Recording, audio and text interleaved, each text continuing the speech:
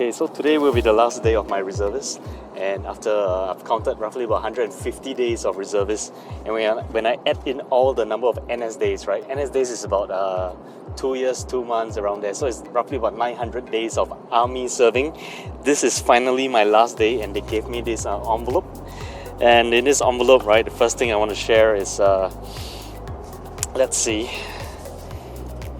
I have a certificate of appreciation, okay, presented to myself, and in recognition of your contribution towards national defense through the faithful discharge of your national service duties for the security of our nation.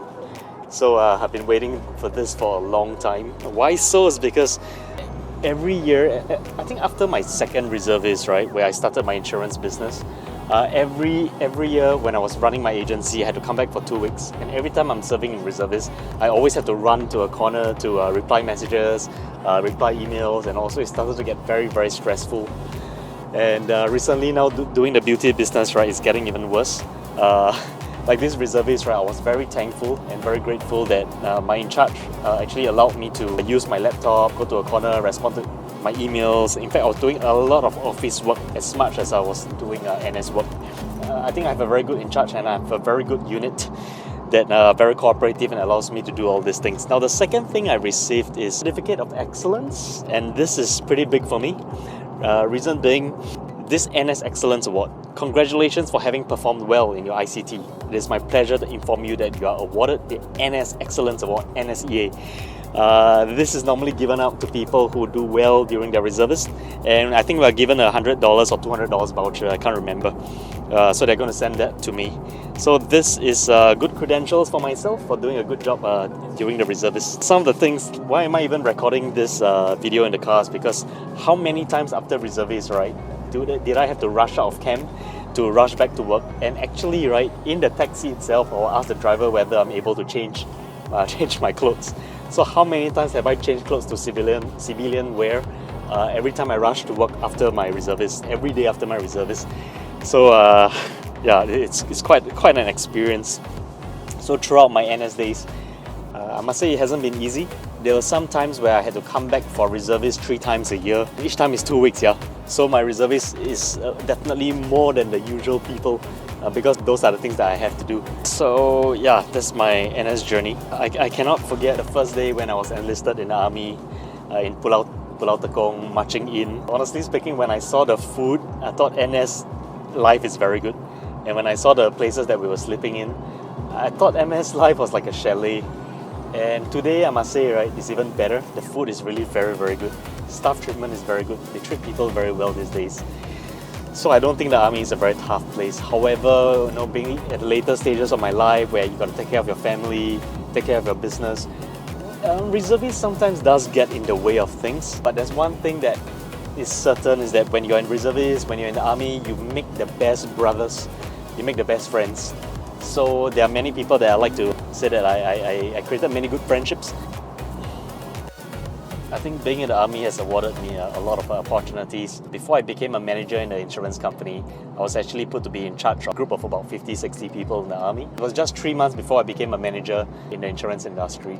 So it helped me to gain confidence, because that year when I was doing my reservist, I was put in charge of 50-60 people, and I did a pretty good job, and that's where they made me a permanent role in there. And then when I became a manager, right, it boosted my confidence a lot because I used my experience in the army, right, to actually lead the 50-60 people after that. Got a lot of successes in the insurance industry, you know, became a director and all that. The army actually gave me a lot of good experiences. And not only that, I think being in the army, right, one of the biggest achievements I really wanted to do was to have 10 years in a row of IPPT goal, and I actually achieved that. I did it. So I guess I maintained my physical fitness and a bit of aesthetics as well. And today when before I out pro, that's what it's called, which is ending the reservist, I actually took a picture of the food after I was given permission by my CEO. The reason why I did that was because when I was 21 years old, many years ago, when I was 20 years old, when I was enlisted into the army, I took a picture of the food. It was the first day of my army where parents and girlfriends were allowed to follow us into camp, see the food and all that. And now, 15-16 years later, I actually took a picture of the food again. And I want to show it to my parents again, to let them see that, hey, 15 years later, what has happened? I think my life in the army was never smooth. I never wanted to be an officer in the first place, but because I always wanted to be a PTI, and during that year there wasn't any intake. So my in-charge just put me into OCS. But I think the biggest reason I got into OCS was because I had 3 other very good friends in BMT who always saw that I was always doing my best. I want to give super big amount of credits to you guys, okay? Jing Peng, Aaron, and Wei Hao.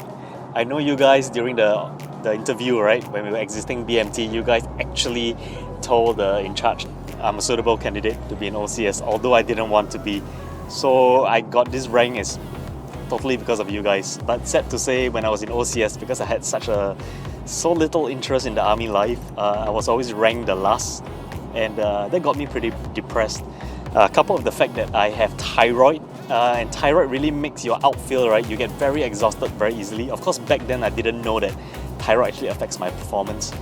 So I always wondered, why was I always weaker than other people? And that got me even more depressed. And I was always voted the last in the cohort everywhere I go. During my OCS starting term and the pro term. So I was actually pretty depressed about it. Although I was being the last in the whole cohort, right? Check it out today. Although it wasn't my choice also. It was because they just selected me. Maybe it's because I was the oldest or something, I'm not sure. But anyway, to the 3 other guys who has been my super good friends during my BMT, I really have to thank the 3 of you, because honestly speaking, BMT was the best days of my army life. And the 3 of you really made it super fun for me. You guys didn't judge me, and then there was no wayang among the 4 of us, and I think the 4 of us couldn't be bothered to wayang in any way, because all 4 of us didn't want to get into OCS and that kind of stuff. And if there's anybody I want to thank, it's my CO. I think he has allowed me to do my work when I'm back for reservist in camp. And thank you very much for being so generous with me on that, because that makes a really huge difference for me to be able to continue my work while I'm in camp. Because if it wasn't for that, right, I don't know how am I going to make my business sustain the income, because I'm considered as a self-employed. If I don't work, I got no money, and NS is not going to pay me my outside pay because I'm self-employed. So it's usually a norm that the NS men, after their reservists, right, they will normally meet up for drinks. It's usually most of the units. So we're here at my one of my unit mates. One of my unit mates' shop. So he has a shop called Wulang Jiao Go. So feel free to give this place a go. It's just behind Jalan Besar Stadium at 78 Horny Road, Horne Road, or is it called Horn Road? I'm not too sure. But this is how the place looks like.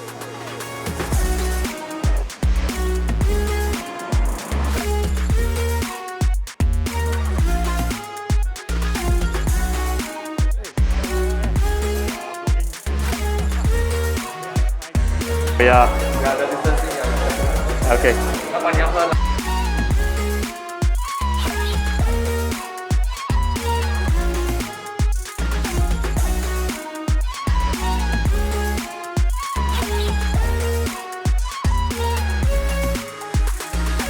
So you can see their beer is very good. It meets a 2-finger mark, so pass. So just done the drinking session. It's a little bit more of a drinking session. Did you take a video at the pub just now? Just a little bit at the start. Just a little bit at the start. It was a drinking session, plus business, plus here and there of everything, Yeah, we saw a few friends, common friends. I think that's what our life is going to be like moving forward. So the good thing is that this hub, right, is relatively near our shop. Okay, in fact, it's not just relatively near our shop. It's like a 2 minutes walk from our new shop. Yeah. The car coming, and right now we are headed towards our new shop over here. Let's go. Okay, let's check out where it is. Up this flight of steps. Up a second small flight of steps. Turn right. Let's go. Right. Nice little environment. Why am I talking like a bimbo? Turn right. And here we are. And it looks like they have already taken off the shop sign, getting ready to hand over the keys to us. We can't see much because it's closed, but in a couple of days' time, we're going to take over this shop over here. And this is going to be the base of our new operations. So are you excited about the whole process? Yeah, I'm thinking next month we will start our renovation works, and Yep. then we will start to put in all the things hopefully by end of February, Yeah. if possible, and then maybe we'll start by the end of March. So by the end of March, we should be done with the renovation and all things. So beauty recipe, here we go. Training center, everything, beauty, one-stop solution for all your aesthetic needs. See. And now we're headed to Singapore Swimming Club.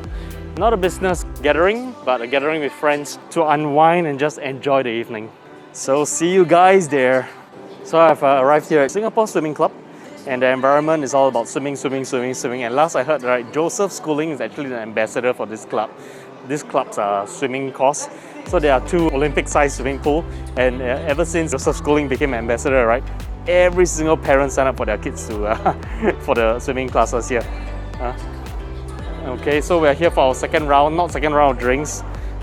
I had about 1.5 glasses of alcohol, of beer, and I already feel like crap. I tell you, I can't really drink these days. I had 3 puffs of a cigarette, and I tell you something, I really hate smoking these days, even though I was smoking last time. Okay, so good. I hate smoking. And next is having dinner with the gang. By the pool, chilling, waiting for my friend to finish his gym session while the girls are having a conversation. Let's check them out. Look at the environment. Oh, the background looks so surreal. And Shujia on the right. And Jessie on the... Ooh! Say hi! Jessie on the left. Wow, the background looks very surreal. Goodness. It's like a picture. And the environment looks good.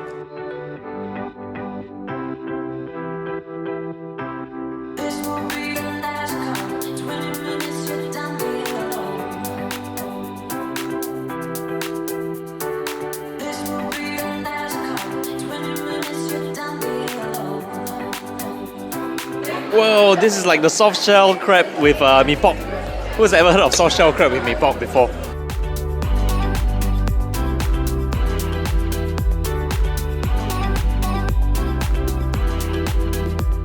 Food just makes everybody happy. So I'm making it a point to vlog wherever I go. And we just finished our Singapore Swimming Club dinner, and now we're on to dessert, which looks very good. And I would highly recommend Singapore Swimming Club's dinner because it's awesome. So we're trying to see who is first. Oh, Jessie is first.